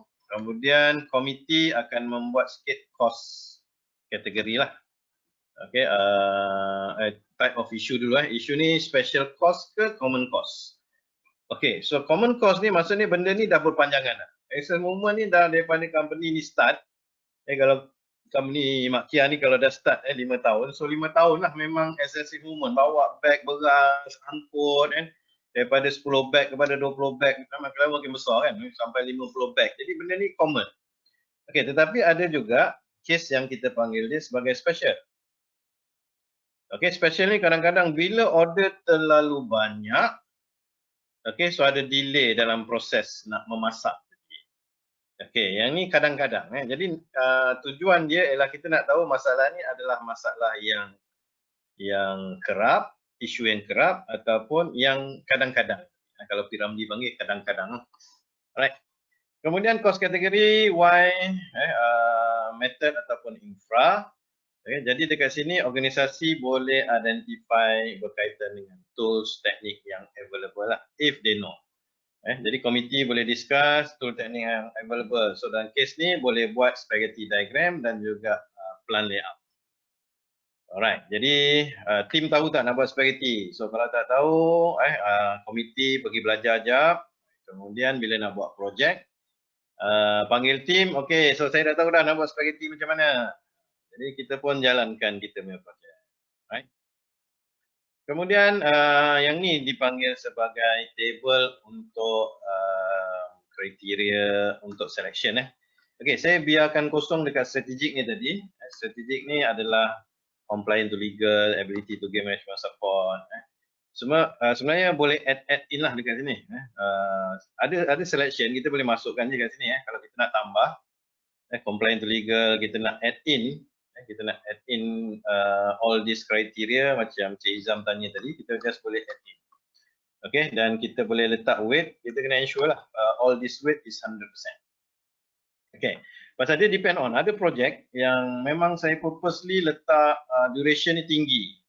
Pasal MPC nak minta projek ni siap cepat, jadi dah 115, saya kena kurangkan dekat lain. Saya akan kurangkan benefit ni, mungkin saya kurangkan lah dekat 5, okey, kemudian 5, okey, kemudian meet KPI pun saya letak 5.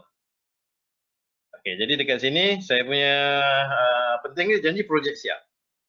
Okey, janji projek siap, janji kita boleh present. Tapi dari segi pay off mungkin tak banyak lah. Alright, jadi benda-benda ni kita boleh pergi ke bahagian project scoring. So bila kita pergi kepada project scoring, okay, on the final part, bila kita isikan skor-skor dia, okay, so recommendation saya kita gunakan skor 1, 3 ataupun nombor ganjil lah. Kita gunakan nombor ganjil 1, 3, 5, 7, 9 contohnya. Jadi last kali, okay, kita akan dapat dia punya final score. Kita akan dapat final score.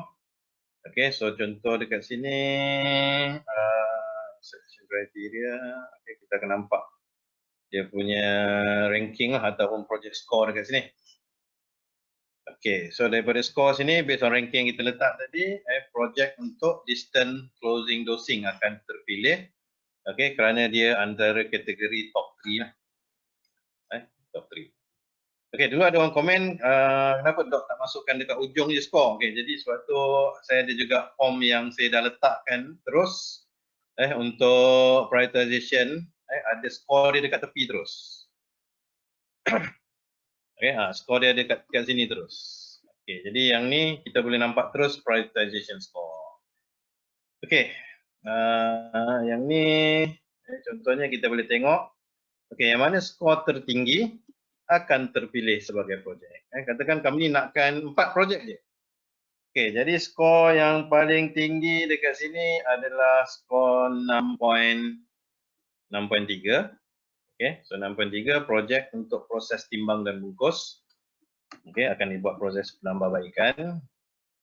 Okay, kemudian kita ambil projek yang kedua, ada 5.8. Ada 5.8. Okey, yang ni proses kesilapan membeli barang. So mungkin sebelum ni ada banyak kes salah beli barang. Okey, jadi 5.8 ni jadi projek yang kedua. Okey, kemudian ada projek yang tinggi juga skor dekat sini adalah tempat pemunggahan bahan mentah. Kawasan proses dia lah tak teratur. Jadi dia bagi skor 5.2. Okey, jadi daripada situ, okey, organisasi dah pilih 3 projek. Kemudian organisasi bolehlah set dia punya project charter.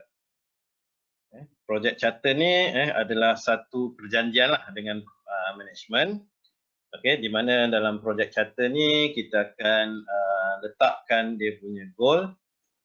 Contohnya sebelum ni masa adalah 30 minit.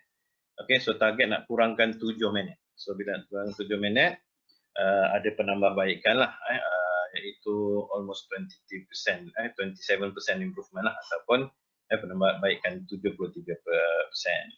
Okey, jadi dekat sini kita projek-projek yang dah terpilih ni kita akan lantik juga dia punya pasukan. So dia punya team member. Okey, pasal ni short saja saya bukakan form project charter.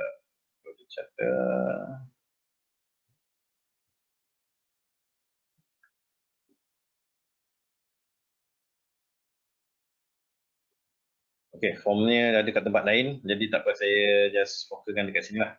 So biasanya dekat dalam project charter ni kita just letakkanlah pasukan-pasukan yang akan buat, proses involved dan sebagainya. Dan itulah dari segi overall summary. Okay, untuk proses pemilihan projek, kita gunakan teknik 4-step idea ini, iaitu yang pertama initiate, proses yang kedua diagnose ataupun kita akan buat gambar, proses yang ketiga kita akan evaluate proses tersebut, dan yang keempat adalah action, iaitu ada 2 perkara dalam action ni, iaitu kita akan buat selection berdasarkan selection criteria dan juga kita akan isikan proses charter. Okey, Izam, itu saja perkongsian yang kita buat hari ini. Okay, jadi sebelum tu ada apa-apa yang... Okey, alhamdulillah. Alright, so ada lagi 5 minit kita punya program hari ini. So far berdasarkan kepada topik-topik yang kita dibentangkan tadi, daripada initiates, diagnose and then selection. So saya percaya dalam membuka minda pada yang baru, and then saya minat tentang ni project charter tu. Boleh dikolaborasikan dengan kalau dalam EHS tu management program. Technical, mungkin sedikit technical kita boleh apply dalam EHS management program. So I believe Doktor, any plan untuk webinar ketiga future? Okey. Kesinambungan. Sambungan dia insyaAllah 7 Julai. 7 Julai.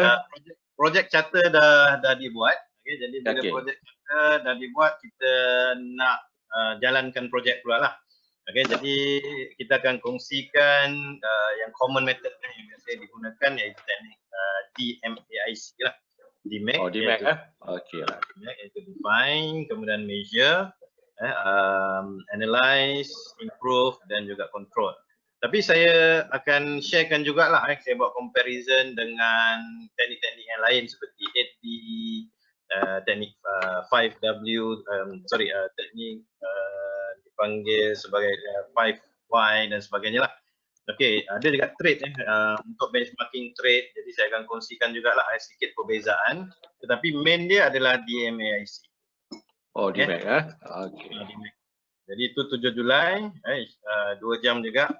Okay, hopefully kita dah pakai GoTo ni. Pasal sebelum ni pakai Zoom. Pakai Zoom Okay, masih lagi. Ada area untuk kita improve dari segi technical management dekat sini ya. Okay, saya rasa tak ada soalan nampaknya daripada peserta. So, dan nampak fokus kita peserta lebih kurang dalam 81% untuk hari ini. So, secara total kita ada 25 peserta hari ini, Doktor.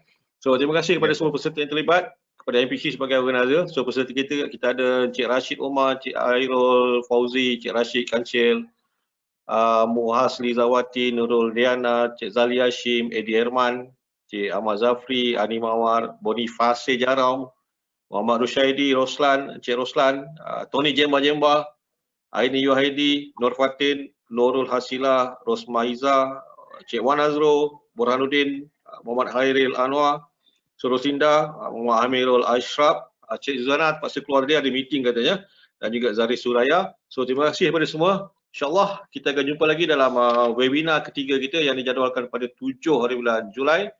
Masa yang sama, platform mungkin yang sama juga Doktor Okay, right? Ya, betul. So, MBC dah beli lesen. Ismail beli lesen tambahan tu. Okey, itu saja untuk sesi kita hari ini. Kepada semua, terima kasih. Assalamualaikum warahmatullahi wabarakatuh. Waalaikumsalam warahmatullahi wabarakatuh. Terima kasih, Hizam. Okay, sama juga. Okey, so boleh end broadcast. Okey, mana broadcast? Wow, option. Masih terkekal lagi ni broadcast view.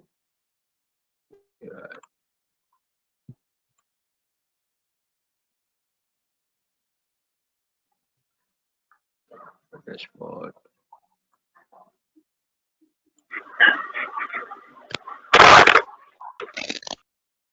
Okay.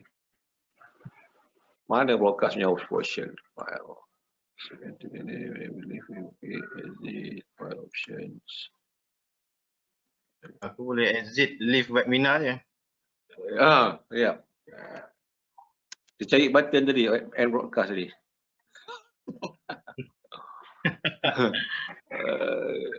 Kena dashboard dah.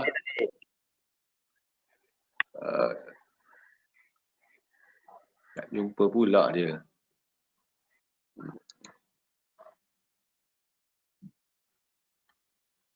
Okay, soalan semua kita dah jawab. Kita ada right.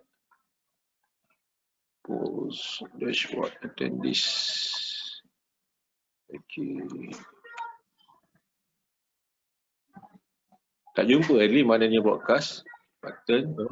File kau exit kat leave aku leave webinar je lah kat sini. Leave webinar Okay, right. Okay, exit and webinar. Okay, right. Okay. Yes.